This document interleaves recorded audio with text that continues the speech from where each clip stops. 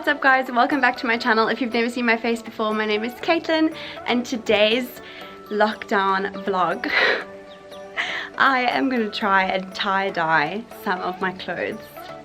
So I don't know how this is going to work out, but if I put it on the internet it's probably not so bad.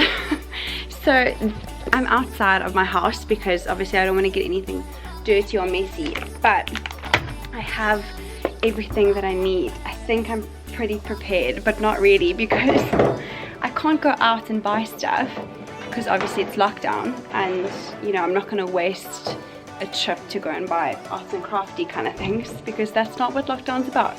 Stay inside. But I've got this little top that I don't really care about anymore, and then these sweatpants that they're just like pulling quite a lot. If you could see, they're kind of a little bit ruined, so if it doesn't work out I'm not going to cry about it, but I really hope it works out.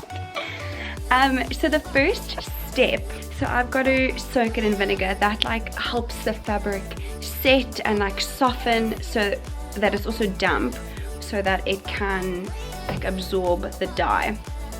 So I've got to soak it in vinegar and warm water, not for long, just for a little bit. So I'm just going to soak it in this bucket, and just so that the fabric is soft and it's wet so that it can absorb all of the dye, and then we'll move on to the next step. But yeah, that is what I'm going to do first. Wish me luck. The vinegar doesn't smell great, so if you don't like the smell of vinegar you're going to have a tough time. But I've just put a bit of hot water in this bucket, well, warm water in the bucket, and some vinegar. So I'm just going to drop this in here.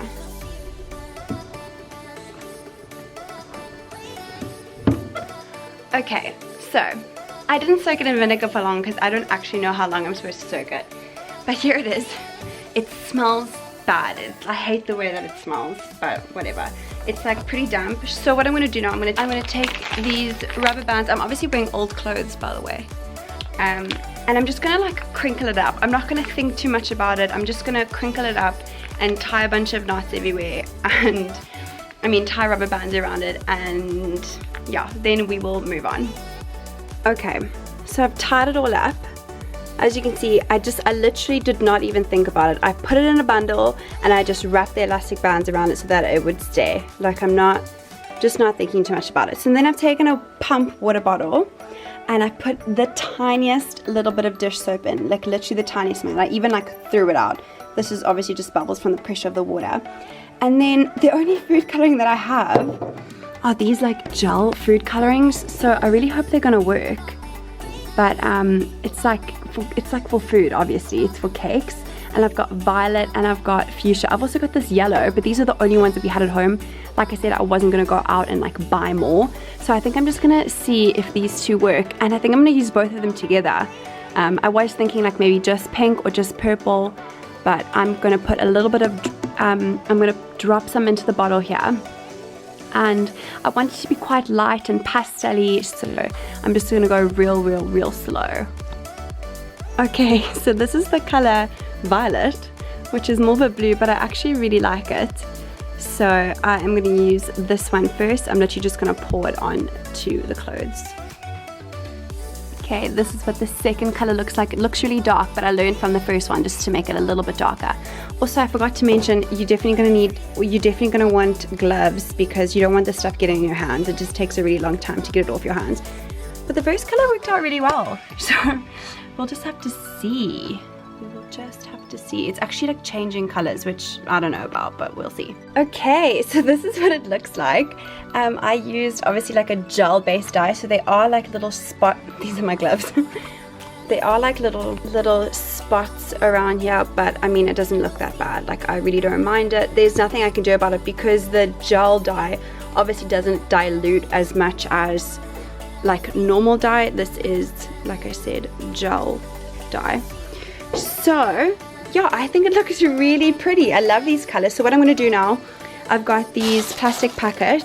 I'm just going to put them in a plastic packet, and I'm going to let them sit like this overnight to really like absorb the dye, soak it in, and then we'll see what happens tomorrow. So I will see you guys in the morning. You guys, it worked. How cool is that? I think it looks so cool. There's obviously some grass and stuff on it because it's obviously lying on the grass. So it's not completely dry yet. I'm actually just put it in the sun just to dry it out. But I already think it looks so good. I love the colors. I just love the way that it turned out. Wow, I'm obsessed. So yeah, that was my little tie-dye project. That was really fun. Oh, are you guys okay? I just wanted to get this video up for you so that if you've got time to tie-dye some of your stuff, you can. So yeah, that was really fun. I would highly recommend doing it. Things that I would do differently. Oh, I forgot to tell you guys, I actually added in more dye because I thought about it. And I knew that the colors were gonna fade because that's just how it works. So I actually put on a whole lot more dye. Like I really drenched it in dye. So yeah, just don't really think about it, just do it. And I'm going to iron it out now once it's dry to really like burn the color into it, and then I'll put it on.